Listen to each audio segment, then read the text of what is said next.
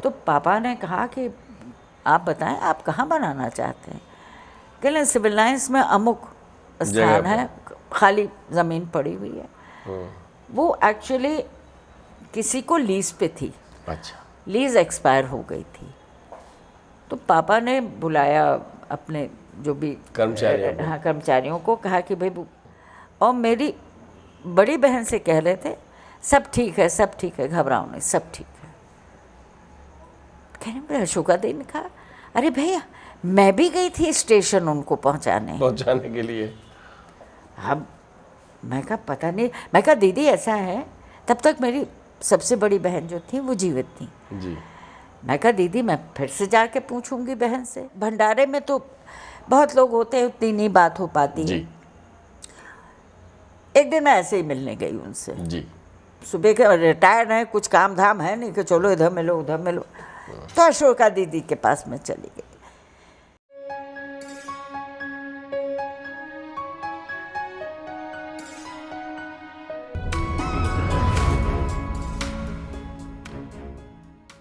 आज हम फिर से लेके चलते हैं आपको संगम की नगरी, कहाँ, प्रयागराज, जहाँ हनुमान जी लेटे हुए हैं। संगम तट देखा है? अगर नहीं देखा तो कुंभ के वक्त जाइएगा, और कुंभ में न जाओ तो वैसे चले जाइए। लेकिन आज ही हम आपको लिए चलते हैं मन स्थिति से, और फिर संगम नहा के आते हैं चर्च लैन। नमस्कार, आप देख रहे हैं धर्मदर्शन पत्रिका का यूट्यूब चैनल दस्तक मीडिया। मैं विनोद शुक्ला आपको सुनाता हूं बाबा नीम करोली की अद्भुत गाथाएं। अद्भुत गाथाओं की श्रृंखला में हम आपको चर्च लैन लिए चलते हैं कि महाराज जी का घर है, और महाराज जी के घर में होती हैं बातें, और उन बातों को हम आपसे साझा करते हैं। आपको अच्छा लगता है तो आज फिर एक बहन की बात फिर सुनिएगा, यानी अशोका दीदी। आपको मिलवाया था ना हमने, हाँ हाँ, अशोका दीदी जिनका आप चित्र भी देख रहे हो। और अगर पूरी बात सुननी है तो आप डिस्क्रिप्शन बॉक्स में लिंक भी डाल देना भैया इस उसमें एपिसोड में। हम उन भक्तों की बात करते हैं जो आज हमारे बीच में नहीं हैं। हम उनसे कोई संस्मरण सुन नहीं सकते, लेकिन उनके संस्मरण जो भक्त हैं जिन्होंने उन संस्मरणों को जिया है, हम ऐसा ही एक संस्मरण पूज्य दीदी सुमित्रा दीदी से मैं निवेदन कर रहा हूं कि अशोका दीदी का कोई एक प्रसंग सुनाएं। मेरी पहली मुलाकात जी अशोका दीदी से हुई पांडे जी के यहाँ 4 चर्च लेन में। जी। भंडारा होता है। अच्छा। तो वो 2 दिन पहले फ़ोन करते थे, बुआ जी वो भंडारा आइएगा ज़रूर। जी। तो जब मैं पहले दफ़े गई वहाँ पे, क्योंकि उसके पहले हमारा उनका परिचय नहीं था पांडे जी का। जी जी। तो जब पांडे जी से परिचय हुआ तो उसके बाद उन्होंने, जब पहला भंडारा हुआ तो उन्होंने मुझे फ़ोन करके कहा कि बुआ जी आइएगा ज़रूर। जी। तो मैं कहा अच्छा ठीक है। मैं गई वहाँ पे, वहाँ अशोका दीदी से भेंट हुई मेरी। जी। और बहुत लोग मिले, वो बहुत लोगों ने तो कि क्योंकि वो हम लोगों से उम्र में कम थे और बाबा के दर्शन नहीं किए थे। जी। तो उन लोगों को बड़ी एक उत्सुकता हुई, अरे आपने बाबा जी को देखा है, आप मिली हैं, ये सब। फिर अशोका दीदी के संग बैठ के बातचीत हुई। भंडारे में तो बहुत लोग होते हैं, उतनी नहीं बात हो पाती है। एक दिन मैं ऐसे ही मिलने गई उनसे। जी। सुबह के, रिटायर्ड है, कुछ काम धाम है नहीं कि चलो इधर मिलो उधर मिलो। तो अशोका दीदी के पास में चली गई। चलिए, रिटायर की बात आई, आपको हम बीच में थोड़ा सा रोकते हैं। हाँ। कहाँ से रिटायर हैं आप? मैं इलाहाबाद में जवाहर बाल भवन है, नेहरू मेमोरियल फंड की संस्था है ये जी। और ये बच्चों की एक्स्ट्रा करिकुलर एक्टिविटीज़ कराता है, जहाँ बच्चे हर वर्ग के। जी। पंडित जी का ये था कि केवल उन बच्चों को ये सुविधा ना हो कि जिनके पास रुपया पैसा है, मगर जो बच्चे बिल्कुल निम्न वर्ग से भी आ रहे हैं, जिनके माता पिता डेली वेज अर्नर्स हैं, तो क्या उनके बच्चों में कोई टैलेंट नहीं होता है? जी। भरा हुआ होता है। उन बच्चों को भी ऐसी एक सुविधा हो कि जहाँ वो जाके वो जो करना चाहते हैं वो करें। तो हमारी ये जो संस्था है बाल भवन, जवाहर बाल भवन, यहाँ पे हर वर्ग के बच्चे आते हैं और बड़ी जब मैं थी वहाँ पे तो बड़ी नॉमिनल उसकी साल भर की मेंबरशिप 6 रुपए की थी।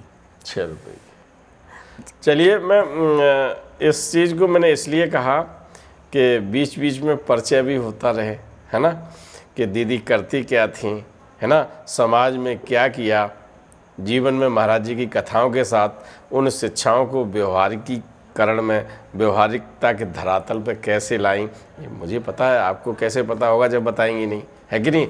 तो चलिए, इस बात को मैं फिर बताऊंगा। दीदी, पद क्या था आपका? मैं डायरेक्टर थी। डायरेक्टर थी, ठीक है ना। और यहाँ पर अब इन कथाओं का भी पूरा डायरेक्शन आपको मिल रहा है, डायरेक्शन है। तो चलिए लौट के चलते हैं अशोका दीदी की बात पर। तो मैं मिलने चली गई उनसे जी। और बैठे थे, ऐसे ही बातचीत चल रही थी बाबा जी के ही बारे में, हम लोग अपने संस्मरण बता रहे थे। तो अशोका दीदी ने कहा कि 54 में जब वो महाकुंभ हुआ था, जी 1954, हाँ 1954 में, उस समय जनवरी में मकर संक्रांति से शुरू होता है वो मेला जी। और पिताजी का ट्रांसफ़र 3-4 महीने पहले हुआ था। मैं ख्याल से सितंबर में पिताजी का ट्रांसफ़र इलाहाबाद किया गया था। पापा ने कहा कि इतना बड़ा मेला मैं मतलब, और अब आप लोग मेरा ट्रांसफ़र कर रहे हैं। तो चीफ सेक्रेटरी ने शायद पापा से ये कहा कि भाई संपूर्णानंद जी चाहते हैं तुम जाओ वहाँ। अच्छा, उत्तर प्रदेश के मुख्यमंत्री चाह रहे हैं जी। तो वो क्योंकि देखिए उस वक्त के जो मिनिस्टर्स थे वो अपने अफसरों को बहुत अच्छे से जानते थे, पहचानते थे। कौन कितना कैपेबल है, कौन कितने पानी में है, कौन कितने पानी में है? जी जी। तो वहाँ पिताजी का ट्रांसफ़र वहाँ हो गया था। मार तैयारियाँ चल रही थीं और पंडित जी ने जनवरी तक के बीच में, सितंबर से जनवरी तक के बीच में 3 चक्कर लगाए। Pandit ji? Jawaharlal Nehru, prime minister of the country. ठीक है ना, पंडित और भी हैं, यहाँ भी बैठे हुए हैं, तो इसलिए मैंने पूछा कौन से पंडित की बात हो रही है। जी। तो जवाहरलाल जी ने जी 3 चक्कर लगाए। जब वो आते थे, छोटे से थे हम, 8-9 बरस के, हम भी जाएंगे करके पहुंच जाते थे। अब वो आके कभी हमारा गाल कर लिया, कभी बाल ऐसे कर लिए, हम बड़े खुश। पंडित नेहरू ने प्राइम मिनिस्टर से, तभी तो ना नेहरू चाचा कहते हैं। हाँ। अच्छा, पहली दफ़े जब मिले तो मेरे भाई, राजन भाई, उनसे छोटे भाई, बहन, मैं, हम चारों गए। तो जब वो बिल्कुल करीब आ गए, हम लोग इन लोगों ने सबने उनके प्रणाम किया। जब बिल्कुल करीब आ गए तो मैं राजन भाई के पीछे चली गई, राजन भाई के अपने। ये मुझे बहुत स्पष्ट रूप से उनका याद है। अरे वो छुटकी कहाँ चली गई। अच्छा। हाँ। तो भाई ने यूँ करके आगे किया, उन्होंने प्यार किया, जो मालाएं उनको मिली थी, एक माला मेरे गले में डाली, वो तो एक अपनी चीज़। तो मगर कुंभ का प्रसंग है जी। एक दफ़े बाबा जी आए, उन्होंने हमारे पिताजी से कहा कि कन्हैयालाल अपना इंतज़ाम कर रहा है, ईश्वर अपना इंतज़ाम कर रहा है। आपको याद हो गया कि वो वहाँ पे बड़ा एक स्टैम्पीड हो गया था, वहाँ पे 250-300 आदमी बेचारे मारे गए थे। खैर वो अपनी जगह। तो मैंने ऐसे ही अशोका दीदी से इसका जिक्र किया, तो दीदी ने कहा, अशोका दी ने, कि हाँ मगर जिस दिन अशोका दीदी की AIR में काम करती थी जी, उनकी ड्यूटी वहाँ लगी थी, ऑल इंडिया रेडियो। हाँ, ऑल इंडिया रेडियो में थे। और अशोका दी की ड्यूटी लगी थी कुंभ मेले में। अच्छा। रेडियो की तरफ से, वो इलाहाबाद में ही पोस्टेड थी जी। तो दीदी ने ऐसे ही कहा कि हाँ मगर उनको तो हम लोग एक रात पहले, जिस दिन ये हादसा हुआ है उसकी एक रात पहले हम उनको स्टेशन पहुंचा के गाड़ी में बिठा के रवाना हो गए थे वो। जी। मैं कहा नहीं दीदी, अगले दिन तो वो मेरे घर पे थे और मेरी बड़ी बहन से कह रहे थे सब ठीक है, सब ठीक है, घबराओ नहीं, सब ठीक है। कहने मेरे अशोका दी ने कहा अरे भैया मैं भी गई थी स्टेशन उनको पहुंचाने के लिए। अब मैं कहा पता नहीं, मैं कहा दीदी ऐसा है, तब तक मेरी सबसे बड़ी बहन जो थी वो जीवित थी। जी। मैं कहा दीदी मैं फिर से जाके पूछूंगी बहन से। मैंने फिर आके अपनी बड़ी दीदी से पूछा। अच्छा तब तक वो बहुत बीमार रहने लगी थी बहन, और अशोका दी भी बहुत उम्र में की थी। जी जी जी। और शायद दोनों बराबर ही उम्र की रही होंगी। जी। तो मैंने कहा, मैं कहा कि उनका क्या नहीं, वो अगले ही दिन आए थे सुबह, और मुझे उसकी बहुत अच्छी याददाश्त है उस दिन की। जब वो आए हमारे ड्राइंग रूम में बैठे, माताजी, पिताजी और मेरे राजन भाई, ये लोग कोई घर पे नहीं था क्योंकि पापा तो वहाँ थे, भाई एनसीसी में थे तो उनकी वहाँ ड्यूटी थी, माँ मेले में स्नान करने के लिए गई हुई थी, उस दिन कोई पर्व का वो था। तो बहन मेरी फ़ौरन कहा कि चपरासी ने कहा कि बाबा जी आए, तो भाग के बाहर आके ड्राइंग रूम में बाहर आई और आके ड्राइंग रूम में उनको बिठाया। और ये दीदी ने बाद में बताया था, मेरी बहन ने, कि उन्होंने कहा था कि कोई परेशानी की बात नहीं है, सब ठीक है, चिंता नहीं करो। तब तक हमारे घर में ये खबर नहीं आई थी कि ये स्टैम्पीड हो गया है और इतने लोग मेले में ये हादसा हो गया, ये हादसा हो गया है कुंभ मेले में। तो बहन को भी नहीं समझ में आया कि क्या करें। अब जब मैंने अशोका दीदी इसका वो कहती हैं कि वो पहुंचा के आई थी स्टेशन, चले गए वहाँ, कि वो तो चले गए थे इलाहाबाद से। हाँ। मैं कहा दीदी वो तो अगले दिन हमारे घर पे बैठे थे। तो अब ये बाबा जी की जो लीलाएं हैं ये कुछ नहीं समझ में आती। अरे आप जब किसी और ये मुझे नहीं याद कि दीदी ने कहाँ जाने कौन का बताया। मैं कहा वो वहाँ चले गए थे तो यहाँ कहाँ थे वो। मगर उनका जो था वो कि वो एक वक्त में 2 जगह होते थे। अच्छा। बाबा जी के लिए बहुत लोगों ने कहा है। एक दफ़े कमला दी ने ही बताया कि कहने लगे बाहर ताला लगा दो मेरे उनका बाबा जी का जो कमरा है ना बरामदे से, और उधर सीढ़ियों के नीचे से एक दरवाज़ा है। जी जी। तो वो सामने दरवाजे में ताला लगवा लिया कि कह देना कि वो है नहीं। अच्छा। और थोड़ी देर बाद कमला दी ने बताया कि उनकी सास ने और मासी माँ ने देखा कि वो कहीं चले जा रहे हैं। तो इनको आवाज़ दी, बाहर दौड़ के आई, देखा ताला लगा हुआ है। ताला खोला तो अंदर बैठे हैं। तो ये उनकी इस तरह की लीलाएं जो होती थीं, उससे पता चलता था कि कितने बड़े सिद्ध साधु हैं वो। और हम लोग उनको, मतलब मैंने तो आपको बताया कि मैं उनके संग कैसे मस्खरे पने की बातें की यही करती थी। कभी उन्होंने मुझे अध्यात्म में कोई प्रवचन नहीं दिया, न मेरे माता पिता को दिया, किसी को कभी इस तरह से, हम लोगों से कभी नहीं। मैं फादर से बात करते थे और सुना वो BN झा ने क्या कहा, भगवान सहाय ने क्या कहा, वो इस तरह से बात करते तो पापा उनके संग वही यूपी के पॉलिटिक्स तो मैं नहीं कहूँगी मगर व्यवस्था के ऊपर बातें होती थी। जी जी। तो वो मुझे कभी नहीं याद कि उन्होंने कोई हम लोगों को बैठा करके वो प्रवचन मार रहे हैं या कुछ कर रहे हैं। तो सिर्फ अब प्रवचन यही उनके होते थे। जैसे उन्होंने माता से पिता से कहा कि तुम लोगों को तीर्थ जाने की ज़रूरत नहीं, तुम माता पिता की सेवा कर रहा है। फिर एक दूसरा वो है कि तूने हनुमान जी की बड़ी सेवा करी है, हमेशा कहते थे, अरे तूने तो हनुमान जी की बड़ी सेवा करी, तूने तो हनुमान जी की बड़ी सेवा करी। इलाहाबाद का जो सिविल लाइन्स का मंदिर है, जी जी, ब्रह्मचारी जी आए, वो पोटली खोल करके, क्या हुआ?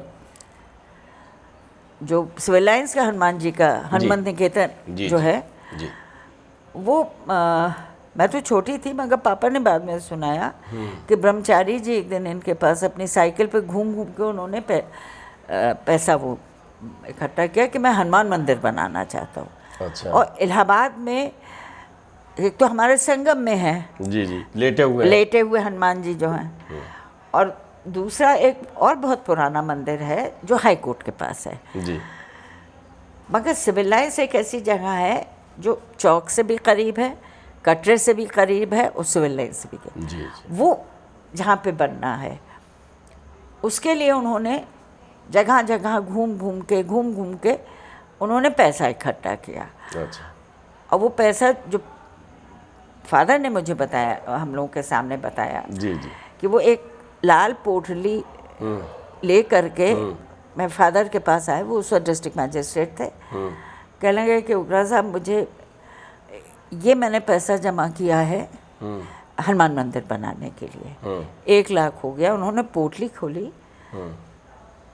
तो 100 रुपये से लेके, और वो जो छिदहा पैसा आता था, 1 रुपया, एक सिक्का, एक पैसे का भी नहीं, एक वो जो छेद वाला होता था, जो बचपन में हम लोग अंगूठी बना के पहनते थे, आपने देखा है? जी जी जी, हाँ, वो इतना छोटा सा 1 पैसा होता था, आधा पैसा होता था वो, चौकोर, हाँ, वो तक जमा थे उसमें। जी, कहने ये 1 लाख रुपया है, और मुझे, मैं हनुमान जी का मंदिर उस समय 1 लाख रुपया। हाँ। तो पापा ने कहा कि आप बताएं, आप कहाँ बनाना चाहते हैं? कहने सिविल लाइन्स में अमुक स्थान है, खाली ज़मीन पड़ी हुई है। वो एक्चुअली किसी को लीज पे थी। अच्छा, लीज एक्सपायर हो गई थी। तो पापा ने बुलाया अपने जो भी कर्मचारियों को, कहा कि भाई वो किसके नाम है वो?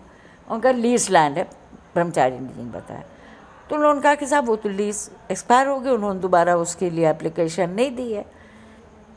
बड़े बिजनेसमैन थे वहाँ के, इलाहाबाद के। तो इन्होंने जा करके पवन का, अच्छा इनके नाम कर दो। तो उनका के पवन का के इनके नाम कर दो, और पापा ने साइन कर दिया, हो गया। उनका कि चलिए 1 लाख रुपया, इसमें तो आपकी दीवारें खड़ी हो जाएंगी, आप जो और कंट्रीब्यूशन आएगा। तो इस तरह से वो मंदिर जब बना, तो बाबा जी उसके लिए बहुत कहते थे कि तूने हनुमान जी की बड़ी सेवा की है। कानपुर में पोस्टेड थे, तो वहाँ पे पनकी के लिए पक्की रोड नहीं थी। अच्छा, कच्ची सड़क थी, लोगों को बरसात में वहाँ जाने में मुश्किल होती थी। तो पापा ने वहाँ की पक्की सड़क करवाई। तो इससे वो हमेशा कहते थे कि तूने हनुमान जी की बड़ी सेवा करी। अब वो इतना हम लोगों के सामने कहते थे कि हम लोगों को भी वो हुई। मित्रों, हम आपको यात्रा करा रहे थे चर्च लेन की, और आपने चर्च लेन और संगम तट, कुंभ, सब कुछ स्नान कर लिया। और जैन उग्रा साहब ने किस तरह से कि कोई पूजा नहीं, कोई काम नहीं, है ना, और नहीं कोई माला जपते थे, लेकिन जो काम किए उन्होंने वो पूजा से कहीं ज़्यादा बेहतर थे, है ना। पनकी हनुमान जी के दर्शन करना जाते हो, पनकी हनुमान मंदिर महाराज जी का है, वहाँ की रोड उन्होंने ही बनवाई। ब्रह्मचारी जी ने जो आवेदन दिया था उसमें क्या क्या कष्ट हुए थे, कहाँ कहाँ से क्वेश्चन क्यूरी हुए थे, राजन जी ने बताया था। तो आज दीदी ने उस घटना की पुष्टि की। महाराज जी 2 जगह क्या 10 जगह भी एक समय में हुआ करते थे, क्योंकि जब वो कानपुर में रुके थे और रेडियो पर एक समाचार आया था नेपाल रेडियो से कि आज वो राजा, नेपाल राजा के अतिथि बने हैं और इधर कानपुर में बैठे थे, है ना। तो ये सब चीज़ें साबित करती हैं कि जिस दिन आप उग्रा साहब के घर पे थे, इलाहाबाद में दूसरी जगह आप ट्रेन में बैठ के जा चुके थे। तो ये सब लीलाएं कहीं न कहीं आपको कनेक्ट करती हैं, जो कथाएं मैं सुनाता हूं। और मैंने आपसे केवल एक बात कही है कि दस्तक मीडिया पर जो कुछ मिलेगा वो प्रमाणिक मिलेगा, है ना। तो इन संस्मरणों के बीच हम फिर आते हैं। आज लेते हैं विदा एक ऐसे ही महाराज जी के एक भक्त की कथा लेकर आऊँगा। तब तक के लिए राम राम। राम राम।